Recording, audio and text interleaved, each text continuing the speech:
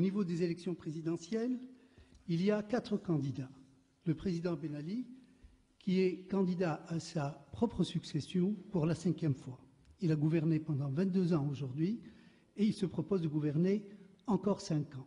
À côté de lui, il y a 2 autres candidats, messieurs Innoubli et Bouchiha, respectivement secrétaires généraux de 2 partis, l'UDU et le PUP, qui, eux, disent inscrire leur acte de candidature dans le cadre de l'œuvre réformiste du président Ben Ali, et donc n'assignent à leur démarche que des objectifs de pure démagogie, de pure pédagogie, apprendre aux Tunisiens le pluralisme. Il y a une 4e candidature, celle du mouvement Tajdid, qui est un mouvement parlementaire, mais qui a initié depuis son congrès de 2001 une démarche autonome, indépendante, et qui, dit-il, veut mener une campagne d'égal à égal, malgré les déséquilibres et les obstacles qu'il rencontre. 3 autres partis, dits d'opposition parlementaire, ont choisi purement et simplement, et cette fois-ci ouvertement, de soutenir la candidature de M. Ben Ali. 2 partis ont été évincés de la course. Il s'agit du FDTL et du PDP auquel j'appartiens. La campagne de l'actuel chef de l'État et candidat donc à sa propre succession se déroule de façon quasi permanente entre 2 mandats. La campagne actuelle a pris une vitesse de croisière en fait depuis 3 ans. Tout ce que le pays compte comme association, comme institut de recherche, comme université, comme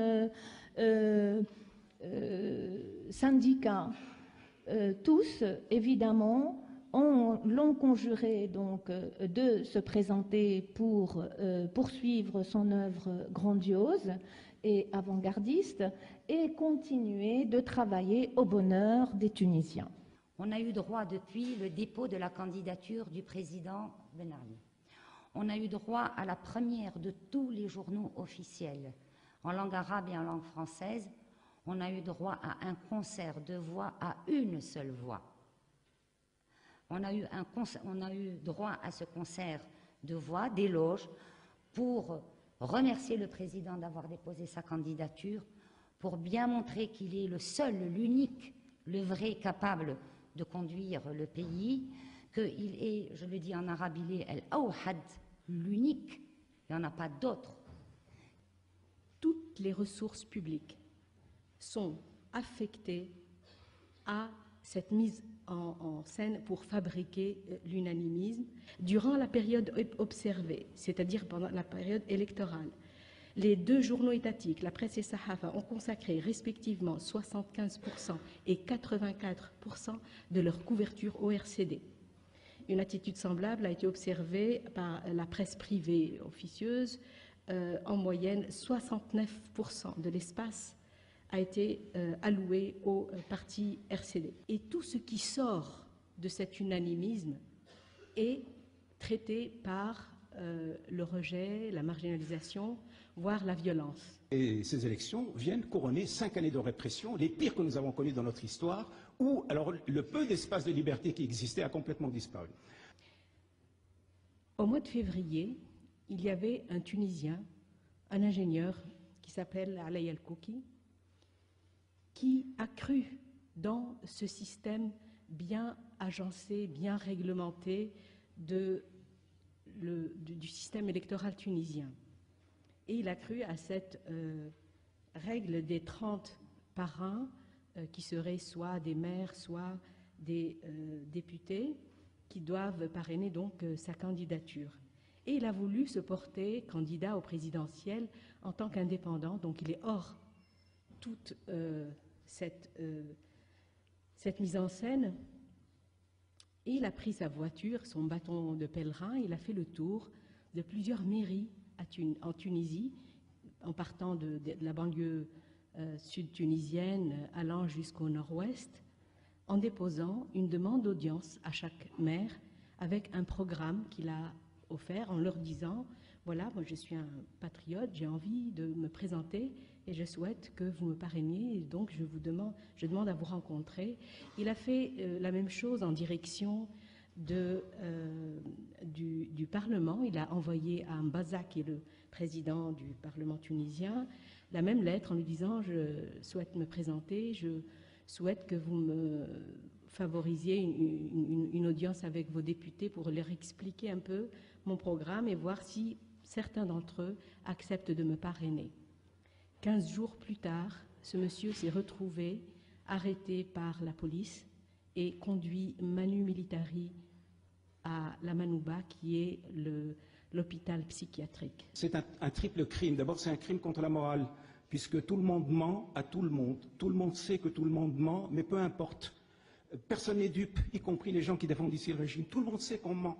Tout le monde sait qu'on nage dans le mensonge, dans l'hypocrisie. C'est aussi un crime contre ce peuple qu'on humilie, parce que les Tunisiens ne sont pas dupes. Ils savent très bien qu'on est en train de leur voler leur dignité, qu'on est en train de leur voler leurs droits, qu'on est en train de leur voler leur droit à l'autodétermination, qu'on va se moquer d'eux, que le ministre de l'Intérieur va venir se moquer d'eux pour leur dire qu'ils ont effectivement élu à 95% un homme qui honnissent depuis des années, etc. Et ils n'ont pas droit à la parole. Donc c'est un crime contre la dignité de ce peuple et contre ses droits. Et enfin, c'est un crime contre la démocratie, puisqu'on utilise l'un des rouages fondamentaux de la démocratie pour installer la dictature. Et vous comprenez bien que dans un tel climat, les citoyens se sentent totalement étrangers à ce processus électoral qu'ils assimilent dans leur silence résigné à un simulacre d'élection.